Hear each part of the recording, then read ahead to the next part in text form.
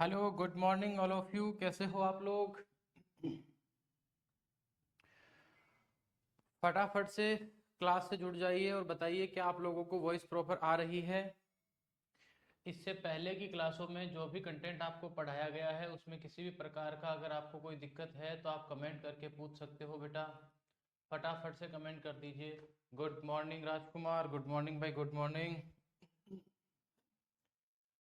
तो जैसा कि हमारी क्लास के अंदर कंटिन्यूसली जो सॉइल फिजिक्स के सेशंस चल रहे थे और सॉइल फिजिक्स में हमने बहुत सारी प्रॉपर्टीज पढ़ ली, या यूं कहूँ सॉइल फिजिक्स अब अपनी एंड की तरफ है, समाप्ति की तरफ है। लगभग लगभग सॉइल फिजिक्स हमने पढ़ लिया है।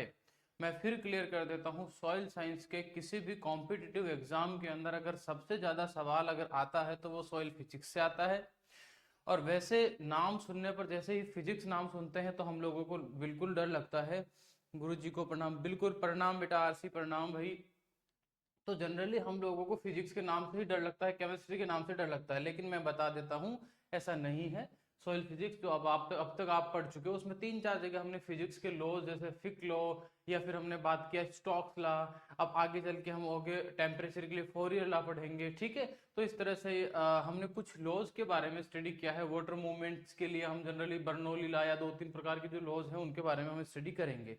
बाकी बस जो चीजें हैं वो ऑलमोस्ट एग्रीकल्चर में जो आप लोग पढ़ते आ रहे हो, सोइल एयर पढ़ते थे, टेक्सचर पढ़ते थे, स्ट्रक्चर पढ़ते थे, उन्हें मैंने एकदम इजी वे में मैंने आप लोगों को एक्सप्लेन कर दिया है। और इवन ये और गारंटी लेता हूँ कि एओ का एग्जाम हो, प्री पीजी का एग्जाम हो, या फिर डबल एओ का एग्जाम हो, अगर पढ़ाए हुए से एक भी क्वेश्चन बाहर आ जाए तो मैं यही हूँ बेटा, टेंशन लेने की जरूरत नहीं है। मैं पहले ही ध्यान रखना कंटेंट को एकदम बड़ा करके लेके चल रहा हूँ ताकि किसी भी स्टूडेंट को कोई दिक्कत नहीं आए। और इवन मैं तो ये और कह रहा हूँ आपसे कि जो भी बच्चे एआरओ और double ARO agriculture research officer agri जो सॉइल साइंस के अंदर पोस्टें आई हुई है, या फिर असिस्टेंट एग्रीकल्चर रिसर्च ऑफिसर की प्रिपरेशन कर रहे हैं, उनके लिए भी याद रखना 120 क्वेश्चन का कंटेंट रहता है, उसमें से कम ही मान के चलना 80 से 90 क्वेश्चन का जो कंटेंट है मैं वो आपको करवा दूंगा, यहीं से आएगा। क्यों?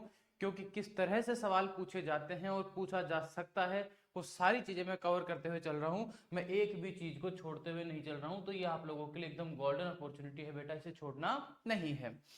लास्ट क्लास में हमने सॉइल एयर के बारे में स्टडी कर लिया था। अगर आपको उसके रिगार्डिंग किसी भी तरीके का कोई डाउट है तो आप कमेंट करके पूछ सकते हो बेटा, और अगर नहीं है तो हम आगे की तरफ चलेंगे। आज हमारा जो टॉपिक होगा वो एक नया टॉपिक लेंगे सॉइल फिजिक्स के अंदर, वो लेंगे थर्मल प्रॉपर्टी के बारे में। यानी आज का हमारा जो टॉपिक है वो है thermal properties, thermal properties of soil. यानी सॉइल की जो थर्मल प्रॉपर्टी है हम उनको स्टडी करेंगे। और साथ ही साथ मैं ये भी क्लियर कर दूं कि लास्ट टाइम जो एओ का एग्जाम हुआ था, देखो प्री पीजी के अंदर तो पूछा जाता है, क्योंकि प्री पीजी का तो पेपर का लेवल आपको पता है। प्री पीजी के पेपर का लेवल याद रखना पीएचडी के एग्जाम्स होते हैं, या पीएचडी का जो पेपर होता है उसके इक्विवेलेंट आता है। तो उसके लिए तो कोई लिमिटेशन है ही नहीं बेटा, याद रखना। उसमें तो बियॉन्ड द सब्जेक्ट जाके भी पूछ लेता है। सॉइल साइंस के अंदर कुछ है नहीं, फिर भी सवाल सॉइल साइंस से यूं यूं कहें ऐसे टॉपिक का डाल देता है जो बहुत ज्यादा हार्ड होता है या आउट ऑफ सिलेबस रहता है। तो उसको तो आप लोड लेना ही मत, उसके लिए तो कोई सिलेबस है ही नहीं। उसको तो यूं मान के चलना आपको सब कुछ पढ़ना है, कुछ छोड़ना ही नहीं है। लेकिन आरपीएससी का जो पैटर्न होता है उसमें जनरली यहाँ से सवाल आता है, तो आपको कंफ्यूज नहीं होना है। प्री पीजी में तो आता ही आता है, उसमें कोई कंफ्यूजन है ही नहीं। तो देखो, थर्मल प्रॉपर्टीज का मतलब होता है कि सॉइल का भी टेम्परेचर के साथ जब हम सॉइल को हीट देते हैं तो उसके अलग अलग रिलेशंस होते हैं। कैसे होते हैं समझना। जैसे मान लो, मैं आपको कुछ एग्जांपल देता हूं। एक तरफ मान लेते हैं क्ले सॉइल है, और एक तरफ हम मान लेते हैं कि सैंडी सॉइल है, बालू मिट्टी जिसको हम बोलते हैं। ये दो प्रकार की सॉइल के एग्जांपल आपके सामने हैं। काली मिट्टी जब है, गर्मियों के दिनों में जब आप एकदम नंगे पांव चलते हो तो आपने देखा होगा बिल्कुल फुल भयंकर धूप है, नंगे पांव चल रहे हो लेकिन फिर भी गर्म नहीं हो रही है, एकदम ठंडी ठंडी है, आप पांव रख सकते हो। और एक तरफ जो बालू मिट्टी है बेटा, इसकी बात करें तो हल्की सी धूप निकलने के बाद आप इस पे नंगे पांव नहीं चल पाते हो, एकदम गर्म हो जाती है। इस तरह के बिहेवियर आपने देखे होंगे कि एक तरफ एक सॉइल जो होती है वो बिल्कुल गर्म कम हो रही है, एक तरफ सॉइल ऐसी है जो फटाफट जल्दी से गर्म हो जाती है। या यूं कहें कि रात्रि के टाइम पर जब बहुत ज्यादा ठंड होती है तो क्ले सॉइल जहां पर होती है, याद रखना वहां मिट्टी कम ठंडी होती है, ज्यादा ठंडी नहीं हो पाती है। लेकिन सैंडी सॉइल जैसे मान लो जैसलमेर के टीलों की बात करें तो रात्रि के समय वहां ठंड भी भयंकर पड़ती है। ओके, आरसी ने कुछ पूछा है।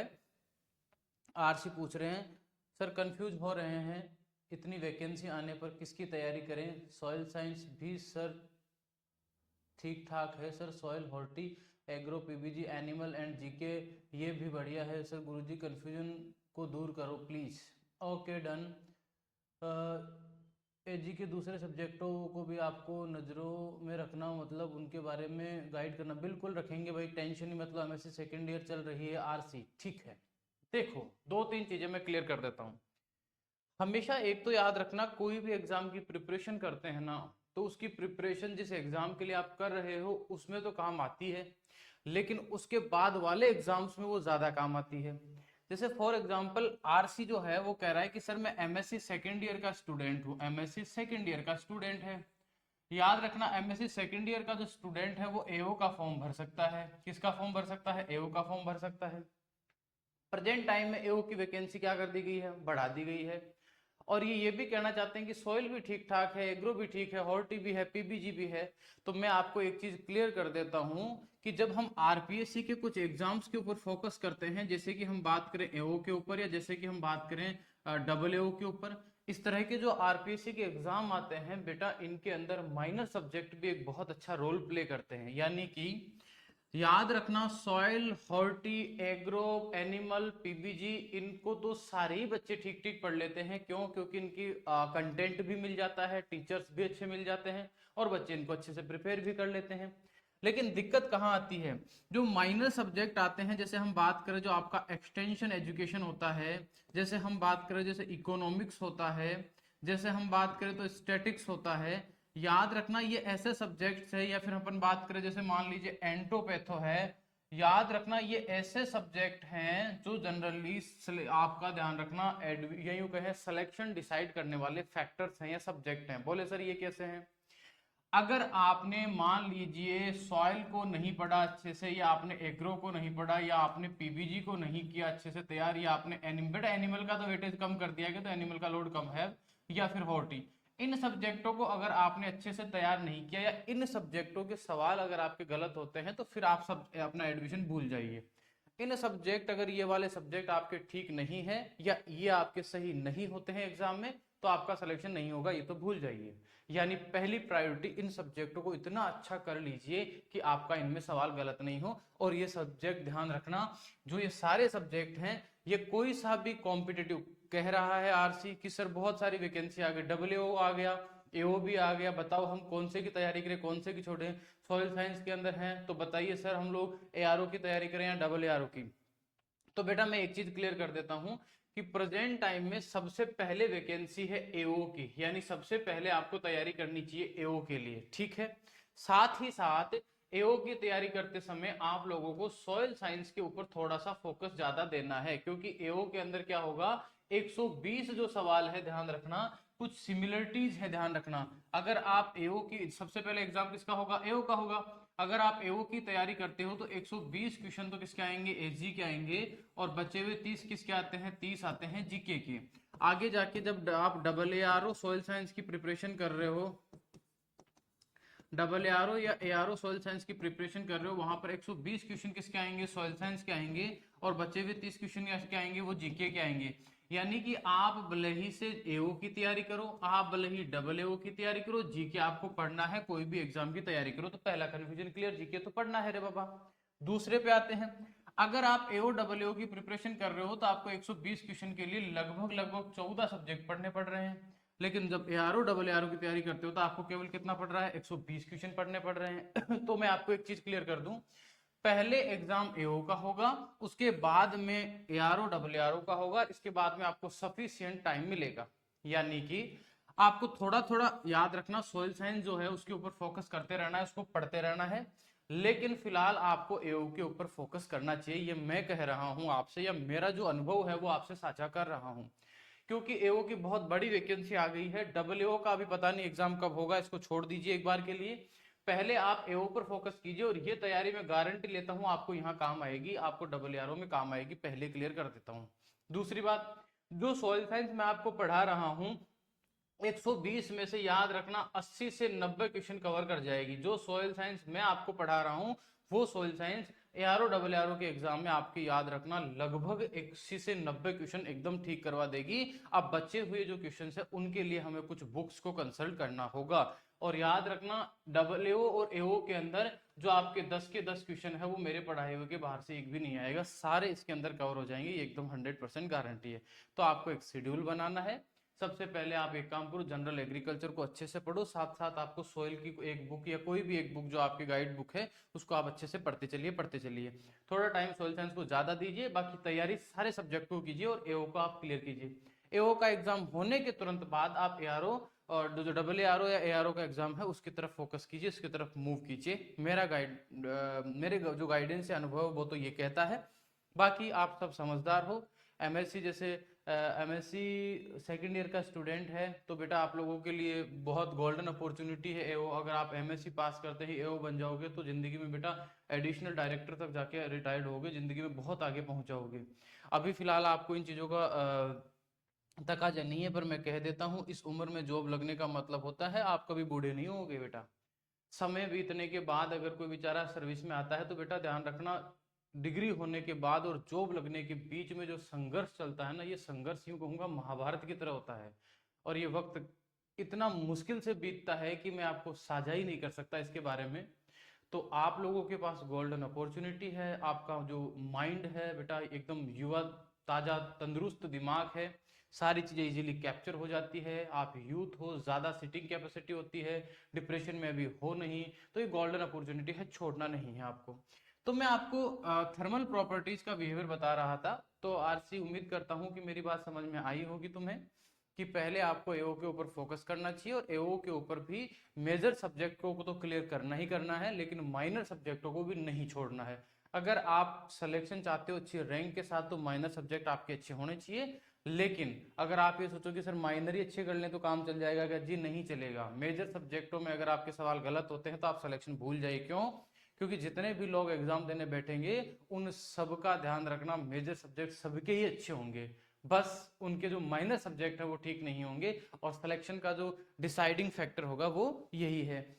ठीक है। और डबल एआरओ के लिए और एआरओ के लिए अलग से प्रिपरेशन करने की जरूरत नहीं है। डबल एआरओ और जो आपका असिस्टेंट एग्रीकल्चर रिसर्च ऑफिसर है उसके लिए और एआरओ के लिए आपको अलग से प्रिपरेशन की जरूरत नहीं है। दोनों का सिलेबस सेम है, टेंशन लेने की जरूरत बिल्कुल नहीं है।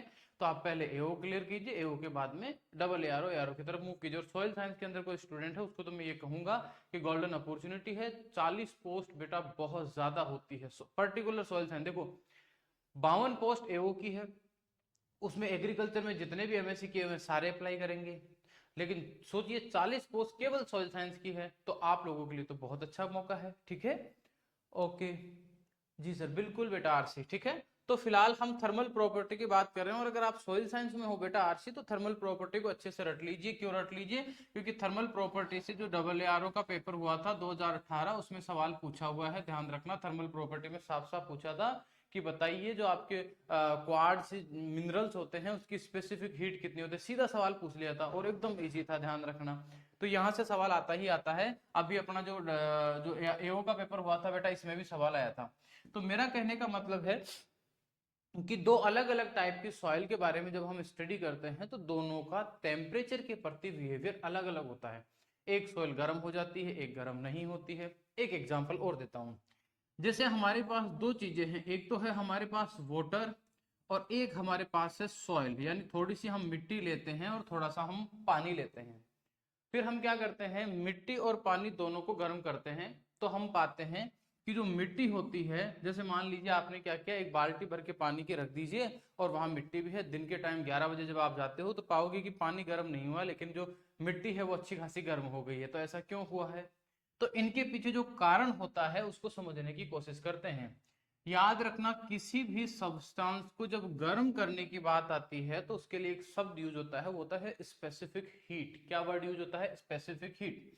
यानी एक टर्म है, अगर आपने ये समझ लिया तो याद रखना आपका लगभग लगभग टेम्परेचर का कंसेप्ट क्लियर हो जाएगा। एक वर्ड है स्पेसिफिक हीट। स्पेसिफिक हीट क्या है इसको समझने की कोशिश करना। जैसे मान लीजिए कोई भी सब्सटेंस, अगर मैं सब्सटेंस वर्ड यूज कर रहा हूं, इसका मतलब है कि हो सकता है पानी हो सकता है हवा हो सकता है मिट्टी हो, कुछ भी हो सकता है, कोई भी चीज हो सकती है। तो मैं आपसे ये कह रहा हूं, जैसे मान लीजिए 1 ग्राम कोई सब्सटेंस है, और इस सब जैसे मान लीजिए कोई भी सब्सटेंस मैंने 1 ग्राम लिया है, और इस सब्सटेंस का मुझे जो टेम्परेचर है वो 1 डिग्री बढ़ाना है। कितने डिग्री सेल्सियस बढ़ाना है? 1 डिग्री सेल्सियस इंक्रीज करना है। सब्सटेंस कितना है? 1 ग्राम। टेम्परेचर कितना बढ़ाना है? 1 ही ग्राम बढ़ाना है। अब टेम्परेचर कब बढ़ता है? जब आप किसी भी पदार्थ या सब्सटेंस को एनर्जी दोगे, हीट दोगे। जब उसको आप हीट दोगे या एनर्जी प्रोवाइड करवाओगे तो उसका टेम्परेचर क्या होगा? इंक्रीज होगा। तो स्पेसिफिक हीट का मतलब होता है कि 1 ग्राम सब्सटेंस का 1 डिग्री सेल्सियस टेम्परेचर बढ़ाने के लिए आपको कितनी क्वांटिटी में या कितने अमाउंट के अंदर आपको जो हीट होती है या फिर जो एनर्जी होती है, उस एनर्जी की आवश्यकता होती है, उसको हम बोलते हैं स्पेसिफिक हीट। समझना फिर कह रहा हूं, 1 ग्राम सब्सटेंस का 1 डिग्री सेल्सियस तापमान बढ़ाना है, उसके लिए आपको जितनी क्वांटिटी में एनर्जी चाहिए उसको बोलते हैं स्पेसिफिक हीट। अगर हम एनर्जी की बात करें तो एनर्जी को या तो हम बोलते हैं कैलोरी में, या फिर हम किस में नापते हैं? जूल में। किस में नापते हैं? जूल में। इसका मतलब मैं कह सकता हूं कि स्पेसिफिक जो हीट होती है इसकी यूनिट क्या होगी? इसकी यूनिट होगी कि भैया आपको कितने कैलोरी एनर्जी चाहिए, किसके लिए चाहिए? 1 ग्राम सब्सटेंस के लिए चाहिए, यानी ग्राम आ गया। और भैया क्या करना है? आपको 1 डिग्री सेल्सियस टेम्परेचर राइज करना है। तो ध्यान रखना, ये होती है स्पेसिफिक हीट की यूनिट। ये क्या होती है? स्पेसिफिक हीट की यूनिट होती है। क्लियरली समझ में आ गई होगी। एग्जाम में ये भी सवाल पूछा हुआ है कि which one of the following is a unit of specific heat. और ध्यान रखना, इसी से आपकी डेफिनेशन बन जाती है, रट्टा मारने की जरूरत ही नहीं है। पहली बात तो आप 3 चीजें याद रख लो कि एक amount of heat required to raise the temperature 1 degree Celsius of 1 gram substance is called specific heat. या दूसरे शब्दों में कहें तो ऐसे याद रख लो कि किसी भी पदार्थ का जिसकी मात्रा 1 ग्राम है, उसका 1 डिग्री सेल्सियस टेम्परेचर बढ़ाने के लिए जितनी भी हीट आपको चाहिए उसको उसकी स्पेसिफिक हीट बोलते हैं। बोले सर डेफिनेशन को कैसे लिखोगे आप? डेफिनेशन को हम लिख देंगे, कैलोरी क्या है? कैलोरी हीट की मात्रा है, तो हम लिख देंगे amount of heat, amount of heat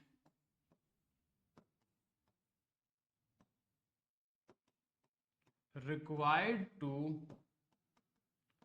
rise the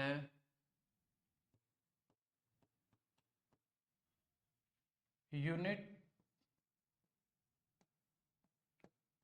temperature of unit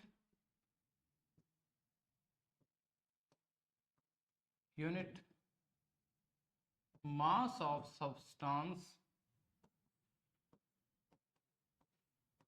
is called specific heat।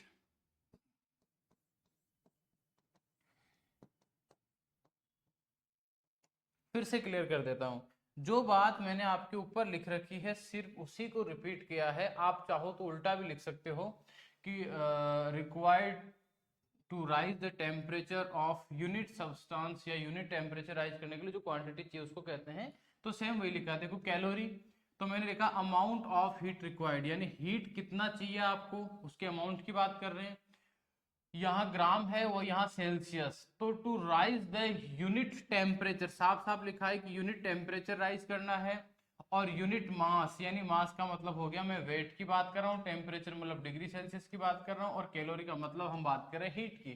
कि 1 ग्राम सब्सटेंस, जैसे यूनिट का मतलब होता है 1 ग्राम 2 ग्राम 4 ग्राम, कुछ भी है जो भी है फिक्स है बेटा, है ना। तो यूनिट का मतलब यूनिट की बात कर रहे हैं। या चाहो तो आप इसकी जगह यूनिट की जगह साफ साफ लिख सकते हो, 1 भी लिख सकते हो, कोई दिक्कत वाली बात नहीं है। To raise the 1 degree Celsius temperature of, unit की जगह आप लिख सकते हो 1 gram substance, 1 gram substance is called specific heat. कोई दिक्कत वाली बात नहीं है, ध्यान रखना। Amount of heat required to raise the 1 degree Celsius temperature of 1 gram substance is called specific heat. कोई कंफ्यूजन इसमें होनी नहीं चाहिए। दूसरा वर्ड ध्यान रखना, एक और वर्ड यूज होता है, एक वर्ड और यूज होता है, और अब की बार जो हम जनरली यूज करते हैं,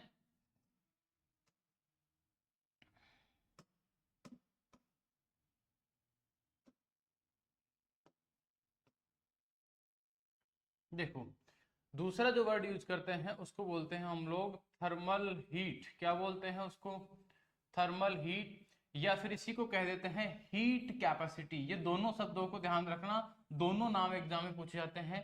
हीट कैपेसिटी, जनरली इसको ध्यान रखना, एग्जाम में सबसे ज्यादा हीट कैपेसिटी के रूप में ही पूछा जाता है, और हीट कैपेसिटी के रूप में पूछा जाता है। और ये सवाल आया था AARO 2018 का जो पेपर हुआ था, उसके अंदर ये सवाल पूछा गया था हीट कैपेसिटी का, ये आपको ध्यान रखना है। यानी थर्मल जो हीट होती है, उसी थर्मल हीट को ही हीट कैपेसिटी भी बोलते हैं। उधर स्पेसिफिक हीट थी। अच्छा एक चीज और बता देता हूं मैं आपको, कंफ्यूज मत होना।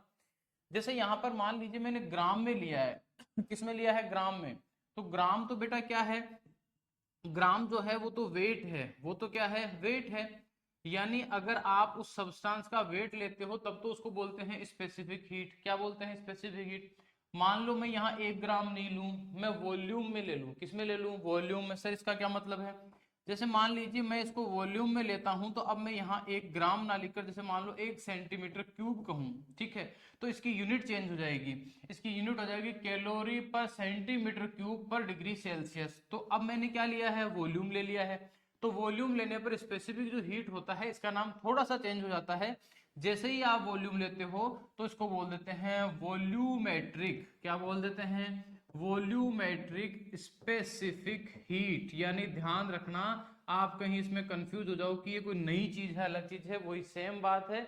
अगर आप 1 ग्राम सब्सटेंस का 1 डिग्री सेल्सियस टेम्परेचर इंक्रीज करते हो तो स्पेसिफिक हीट कहेंगे। और अगर आप 1 ग्राम की जगह आपको 1 सेंटीमीटर क्यूब या 1 मीटर क्यूब इस तरह से ले लेते हो, तो अगर आप 1 सेंटीमीटर क्यूब यानी वॉल्यूम अगर आप ले रहे हो, तो उस वॉल्यूम को लेते ही हम स्पेसिफिक हीट को बोलते हैं वॉल्यूमेट्रिक स्पेसिफिक हीट। समझ में आ गई मेरी बात? कोई कंफ्यूजन आपको होना नहीं चाहिए। इसके बाद आती है हीट कैपेसिटी। हीट कैपेसिटी क्या होती है समझना। अब देखो, जब आपने 1 ग्राम सब्सटेंस लिया और उसका टेम्परेचर आपने बढ़ा दिया 1 डिग्री सेल्सियस, दोनों जगह क्या है? एक एक है, तब तो बोलते हैं उसको स्पेसिफिक हीट। और दूसरा, मान लीजिए आप 10 ग्राम सब्सटेंस लेते हो। कितने ग्राम? 10 ग्राम। और उसका टेम्परेचर भी आप 1 डिग्री सेल्सियस बढ़ाते हो। दोनों जगह काम एक ही कर रहे हो, टेम्परेचर बढ़ा रहे हो। लेकिन यहाँ फर्क क्या था कि सब्सटेंस कितना है? 1 ग्राम, टेम्परेचर भी कितना बढ़ाना है? 1 ग्राम। लेकिन यहाँ पर मात्रा कुछ भी हो सकती है। यहाँ आप 12 ग्राम ले लो, 15 ग्राम ले लो, 20-25 यूनिट, कितना भी ले सकते हो, जितना आपका मन करे उतना ले सकते हो। यानी कि उस पर्टिकुलर सब्सटेंस का एक यूनिट वेट ले लिया आपने, चाहे वो 10, 5, 15 कुछ भी ले सकते हो आप। उतने ग्राम सब्सटेंस का टेम्परेचर आपको 1 डिग्री अगर इंक्रीज करना है, बढ़ाना है, तो उसके लिए जो हीट चाहिए उसको क्या बोलते हैं? उसको बोलते हैं हीट कैपेसिटी। एक एक की बात करें तो स्पेसिफिक हीट, और अगर उसकी क्वांटिटी ज्यादा है उस केस को बोलते हैं हीट कैपेसिटी या थर्मल हीट। ये ध्यान रखने वाली बात है मेरे प्यारे बच्चों। तो देखो ध्यान देना, अब इसको क्या बोल देंगे? इसमें हम सीधा सीधा बोल देंगे quantity of heat required to rise the 1 degree Celsius temperature of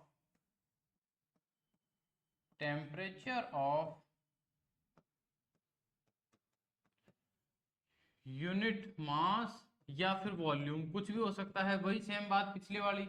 volume of substance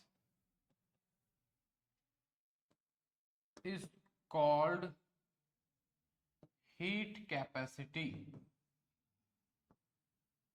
देखो ध्यान देना, यहां क्या परिवर्तन आया है? डेफिनेशन सेम वो की वो है, चेंज क्या आया है? चेंज आया है कि 1 डिग्री सेल्सियस टेम्परेचर बढ़ाना है। और बढ़ाना किसका है? यूनिट मास या वॉल्यूम। यानी क्यों भैया? यूनिट मास का मतलब, यूनिट का मतलब ये 2 भी हो सकता है, ये 10 भी हो सकता है, 15 भी हो सकता है, 20 भी हो सकता है, जितना आप चाहो उतना हो सकता है, कोई दिक्कत वाली बात नहीं है। इन दोनों का एक बेसिक डिफरेंस आपका मैं और क्लियर कर देता हूं, अगर आपको और कंफ्यूजन है तो समझने की कोशिश करना, एकदम इजी वे में समझाता हूं। जैसे मान लीजिए हम बात करते हैं स्पेसिफिक हीट की, किसकी बात करते हैं, स्पेसिफिक हीट की। तो फॉर एग्जांपल वाटर जो होता है, पानी की हम बात करते हैं, तो पानी की स्पेसिफिक हीट होती है 1 कैलोरी प्रति ग्राम प्रति डिग्री सेल्सियस। यानी आपको कहे कि वाटर की स्पेसिफिक हीट कितनी होती है, तो भैया 1 होती है। अब मैं कहूं कि अब आपको हीट कैपेसिटी देखनी है, अब क्या करना है, आपको हीट कैपेसिटी देखनी है। तो हीट कैपेसिटी की बात करें तो मैं कहूं आपको पानी जो है वो 10 ग्राम लेना है। कितना ग्राम लेना है, 10 ग्राम लेना है। इसका मतलब ये हुआ कि जैसे मान लीजिए अगर हम इसकी बात करते हैं तो 1 कैलोरी, कितनी कैलोरी, 1 कैलोरी कितने के लिए चाहिए थी आपको, 1 ग्राम के लिए। 1 कैलोरी कितने के लिए चाहिए आपको, 1 ग्राम के लिए। तो बताइए आपको 10 ग्राम के लिए कितनी चाहिए होगी। अरे सिंपल सी बात है, 10 ग्राम को एक एक एक एक एक एक करके 10 जगह बांट दो, 10 जगह रख दिया। सबको एक एक डिग्री सेल्सियस टेम्परेचर बढ़ाना है, तो सबको कितनी थी, 1 कैलोरी हीट देनी पड़ेगी आपको। इसका मतलब ये हो गया कि अगर 10 ग्राम सब्सटेंस है और सारे का ही तापमान 1 डिग्री बढ़ाना है, तो आपको 10 कैलोरी देनी पड़ेगी। कितनी कैलोरी देनी पड़ेगी, 10। उसको बोलते हैं हीट कैपेसिटी। उसको क्या बोलते हैं, हीट कैपेसिटी। और हीट कैपेसिटी की अगर हम बात करें तो इसके अंदर ये ग्राम शब्द हट जाएगा, सीधा सीधा इसकी जो यूनिट होती है वो होती है कैलोरी पर डिग्री सेल्सियस। यानी कि 1 डिग्री सेल्सियस तापमान, ग्राम क्यों हटा दिया हमने, क्योंकि पहले तो हमने सिर्फ 1 ही ग्राम लिया था इसलिए ग्राम लगा दिया, लेकिन अब ग्राम कोई फिक्स नहीं है, निश्चित नहीं है, इसीलिए हमने इसको चेंज कर दिया। आप जो है इसका एक फॉर्मूला भी बनता है, चाहो तो उसको भी याद रख सकते हो कि जो हीट कैपेसिटी होती है या हीट कैपेसिटी जो होती है इसका एक फॉर्मूला भी होता है। फॉर्मूला क्या होता है कि जो स्पेसिफिक हीट होती है किसी भी सब्सटेंस की जो स्पेसिफिक हीट होती है, अगर उस स्पेसिफिक हीट को आप मल्टीप्लाई कर दो, किसके साथ कर दो, अगर उसके वेट के साथ मल्टीप्लाई कर देते हो तो भैया उसकी क्या निकल कर आ जाती है, हीट कैपेसिटी निकल कर आ जाती है। बोले कैसे सर, ये कैसे हुआ। जैसे पानी की हीट कैपेसिटी कितनी है, 1 है। आपने उसको मल्टीप्लाई किससे किया, आपने उसको मास से मल्टीप्लाई किया, कितना आ गया है, 10 आ गया है। इसका मतलब 10 ग्राम पानी है उसकी कितनी हो जाएगी ये, मान लो पानी की मात्रा मैंने यहाँ पर 15 कर दी, 15 ग्राम, कितने ग्राम कर दी, 15। इसका मतलब कितना आ जाएगा, 15 ग्राम आ जाएगा। कोई कंफ्यूजन है इसमें आपको, आई होप कि इसमें आपको किसी तरीके का कोई कंफ्यूजन नहीं है। यानी कि वेट इंक्रीज कर रहे हैं लेकिन टेम्परेचर 1 डिग्री कर रहे हैं, उसको बोलते हैं हीट कैपेसिटी। हीट कैपेसिटी और वेट के अंदर एक रिलेशन होता है, और यही रिलेशन पूछा गया था, ध्यान रखना 2018 जो AARO 2018 का पेपर था उसके अंदर यही तो डिफरेंस पूछा गया था मेरे प्यारे बच्चों। ये फॉर्मूला ऐसा का ऐसा पूछ लिया गया था। अब हो सकता है इस फॉर्मूले में चेंज हो जाए कि मान लो स्पेसिफिक हीट दी हुई है आपको कहे कि कोई भी सब्सटेंस है उसकी जो हीट कैपेसिटी है, हीट कैपेसिटी मान लीजिए 15 है, कितनी है, 15 है। तो बताइए इसकी स्पेसिफिक हीट कितनी होगी, जबकि उसका वेट जो है वो 15 ग्राम है। कितने ग्राम है, 15 ग्राम है। तो इसका मतलब स्पेसिफिक हीट आपको निकालनी है तो वेट को कहाँ भेज दोगे, इसके डिवाइड में भेज दोगे, तो यहाँ क्या आ जाएगा, यहाँ वेट आ जाएगा। हमें पता है इसकी स्पेसिफिक हीट कितनी होती है, 15, वेट कितना है 15, यानी 1 निकल कर आ गया। क्लियर है मामला, बस यही बात आपको ध्यान में रखनी है। तो थर्मल जो हीट होती है, हीट कैपेसिटी होती है, इसकी यूनिट की बात करें तो इसकी जो यूनिट होती है वो क्या होती है, मैं लिख देता हूँ, यूनिट होती है कैलोरी पर डिग्री सेल्सियस की यूनिट होती है। और सबसे इंपॉर्टेंट ध्यान रखना कि जो हीट कैपेसिटी होती है इसका फॉर्मूला याद रख लेना। उम्मीद है कि इस बार एओड के पेपर में ये सवाल पूछा जा सकता है, ये पूरी उम्मीद है, ध्यान रखना। तो इसकी हीट कैपेसिटी होती है कि specific heat multiply by wait. Formula आप अपनी इच्छाओं के अनुसार परिवर्तित कर सकते हो, उसमें कोई दिक्कत वाली बात नहीं है। इसके अलावा अगर अपन बात करते हैं, आगे की तरफ चलते हैं, तो कुछ स्पेसिफिक हीट लिख भी लेते हैं, कुछ मिनरल्स की स्पेसिफिक हीट लिख लेते हैं जिससे आपको याद रहे। स्पेसिफिक हीट की बात करें तो कुछ चीजों की स्पेसिफिक हीट आपको याद रखनी ही पड़ेगी क्योंकि एग्जाम में पूछा जाता है सीधा सीधा।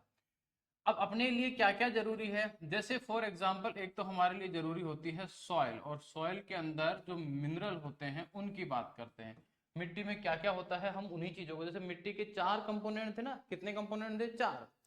तो मिट्टी का जो पहला कंपोनेंट है सॉइल मिनरल, एक मिनरल हो गया। दूसरा मिट्टी के अंदर होता है ऑर्गेनिक मैटर।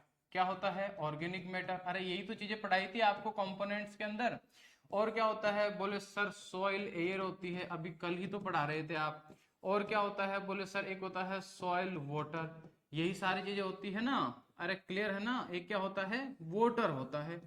कोई दिक्कत नहीं है। इनकी हमें क्या याद रखनी है? इनकी हमें याद रखनी है स्पेसिफिक हीट कितनी होती है। बोले सर याद कर लेंगे, कोई दिक्कत नहीं, लिखवा दीजिए। सॉइल मिनरल्स की स्पेसिफिक हीट होती है 0.18 कैलोरी पर ग्राम पर डिग्री सेल्सियस। बदलकर इस यूनिट को कई बार ध्यान रखना लिख दिया जाता है जूल पर ग्राम पर डिग्री सेल्सियस। तो कंफ्यूज मत होना, कहीं आप सोचोगे सर कौन सी आएगी सही, दोनों ही सही है। ऑर्गेनिक मैटर की होती है 0.46, ये यूनिट अब सब आप लिख लेना नीचे, है ना। सॉइल एयर की होती है 0.25, वाटर की होती है 1, कितनी होती है? 1। ये सवाल पूछा जा चुका है, क्लियर कर देता हूं कि वाटर की स्पेसिफिक हीट जो होती है, ये आपके जो एओ डबल एओ के एग्जाम के लिए बहुत इंपॉर्टेंट सवाल है, इसको अच्छे से याद रखना। वाटर की स्पेसिफिक हीट कितनी होती है? 1। और यूनिट क्या है? यूनिट होती है कैलोरी पर ग्राम पर डिग्री सेल्सियस की यूनिट होती है। बोले सर यहाँ तक का तो मामला सेट हो गया, आगे क्या करना है? अब देखो, सॉइल मिनरल्स के अंदर जैसे अलग अलग मिनरल होते हैं, जैसे एक होता है क्वार्ट्ज, एक क्या होता है? क्वार्ट्ज। एक क्या होता है? एक होता है केओलिनाइट। क्या होता है? केओलिनाइट क्ले का प्रकार है। अच्छा, एक क्ले भी तो होती है, क्या होती है? एक क्ले भी होती है। क्वार्ट्ज होता है, क्ले होता है, और क्या होता है? जैसे एक होता है फेल्ड्स्पार, क्या होता है? फेल्ड्स्पार भी होता है। ये सारे मिनरल्स के नाम है। क्ले का ध्यान रखना, क्ले की स्पेसिफिक हीट होती है 0.22, कितने होती है? 0.22। इसका याद आप अच्छे से रख लेना, क्योंकि ये एग्जाम में पूछा जा सकता है। क्वार्ट्ज की भी कितनी होती है? 0.18। केओलिनाइट की कितनी होती है? 0.19। फेल्ड्स्पार की कितनी होती है? 0.20। अगर सॉइल मिनरल्स की बात करें तो ध्यान रखना, क्ले जो होती है उसकी स्पेसिफिक हीट ज्यादा होती है, इसीलिए ध्यान रखना क्ले धीरे धीरे ही गर्म होती है, क्ले एकदम से गर्म नहीं होती है। काली मिट्टी, चिकनी मिट्टी जो होती है वो गर्म क्यों नहीं होती है? क्योंकि उसमें जो क्ले होती है उसकी स्पेसिफिक हीट ज्यादा होती है। ज्यादा स्पेसिफिक हीट का मतलब होता है उसको गर्म होने के लिए एनर्जी क्या चाहिए भैया? ज्यादा चाहिए। अरे पानी जो होता है वो जल्दी से गर्म क्यों नहीं होता है? क्योंकि पानी को गर्म होने के लिए एनर्जी ज्यादा चाहिए, ज्यादा एनर्जी मिलने पे ही वो गर्म होगा, अन्यथा नहीं होगा। इसीलिए पानी धीरे धीरे क्या होता है? गर्म होता है। मिट्टी जल्दी से गर्म क्यों होती है? क्योंकि मिट्टी जो होती है उसकी स्पेसिफिक हीट क्या होती है? स्पेसिफिक हीट 0.18 होती है। यानी कि जैसे फॉर एग्जांपल आपने क्या किया, आपने 1 ग्राम तो लिया वाटर, क्या लिया आपने? 1 ग्राम लिया वाटर। स्पेसिफिक हीट को एग्जांपल समझाता हूं। आपने 1 ग्राम ले लिया है पानी, और दूसरी तरफ आपने ले लिया है 1 ग्राम ले लिया है सॉइल। अब इन दोनों को ही आपने क्या किया है? इन दोनों को ही आपने 1 कैलोरी एनर्जी दे दी है। ध्यान रखना दोनों कितनी है? दोनों की दोनों 1-1 ग्राम है। यानी वाटर कितना है? 1 ग्राम है। और याद रखना सॉइल भी कितनी है? 1 ग्राम। दोनों को कितनी एनर्जी दी है? इसको भी आपने 1 कैलोरी दे दी और इसको भी आपने 1 कैलोरी दे दी।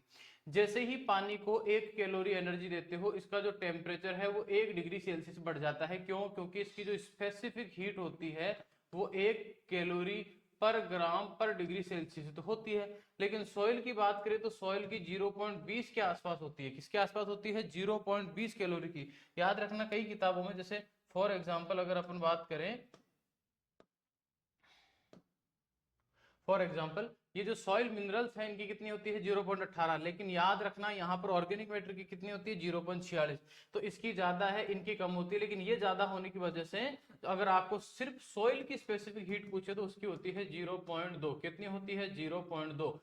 देखो सॉइल मिनरल्स की 18 है, ऑर्गेनिक मैटर की 46 है, हवा की भी ज्यादा है, पानी की भी ज्यादा है। और याद रखना किसी भी मिट्टी में जब पानी की मात्रा बढ़ जाती है तो वो मिट्टी और ज्यादा ठंडी रहती है, क्योंकि पानी की स्पेसिफिक हीट तो बहुत ही ज्यादा है। और जब कोई मिट्टी सूखती है तो वो जल्दी गर्म होती है, क्योंकि उसकी स्पेसिफिक हीट क्या होती है? घट जाती है। ये बात आपको ध्यान में रखनी है। तो यानी इसका मतलब ये हुआ कि आपने मान लेते हैं 1 ग्राम सॉइल को भी 1 कैलोरी दे दी और 1 ग्राम पानी को भी, तो इसका तापमान कितना हो गया? 1 डिग्री सेल्सियस। लेकिन सॉइल को तो जैसे ही 0.20 कैलोरी मिलेगी उसका सेल्सियस 1 डिग्री तापमान बढ़ जाएगा, जबकि आपने कितना दिया है? आपने तो 1 दिया है। तो एक जैसे ही आपने 20 दोगे 1 डिग्री बढ़ेगा, फिर 20 दोगे 2 हो जाएगा, फिर 20 दोगे 3 हो जाएगा, फिर 20 दोगे 4 हो जाएगा, और पूरी 1 कैलोरी दोगे तब तक तो इसका टेम्परेचर कितना हो जाएगा? 5 डिग्री सेल्सियस हो जाएगा। यानी कि दोनों 1-1 ग्राम है, दोनों को आपने एनर्जी भी बराबर दी 1 कैलोरी, लेकिन एक का तापमान 1 है और एक का तापमान 5 है। समझ में आ गई होगी कहानी। पानी धीरे गर्म होता है क्योंकि स्पेसिफिक हीट बहुत ज्यादा है, 1 ग्राम 1 कैलोरी पर ग्राम पर सेंटीमीटर क्यूब। सॉइल की स्पेसिफिक हीट बहुत कम है, इसीलिए जल्दी से क्या हो जाती है, गर्म हो जाती है। एक बहुत ही बेसिक सा कंसेप्ट है जो मैंने आपको बहुत इजी वे में समझाने की कोशिश की है। उम्मीद करता हूं कि यह आपको समझ में आ गया होगा। आई होप आपने सेशन एंजॉय किया होगा। मिलते हैं कल के क्लास में, आज के लिए इतना काफ़ी है। थैंक यू सो मच मेरे प्यारे रसगुल्लो।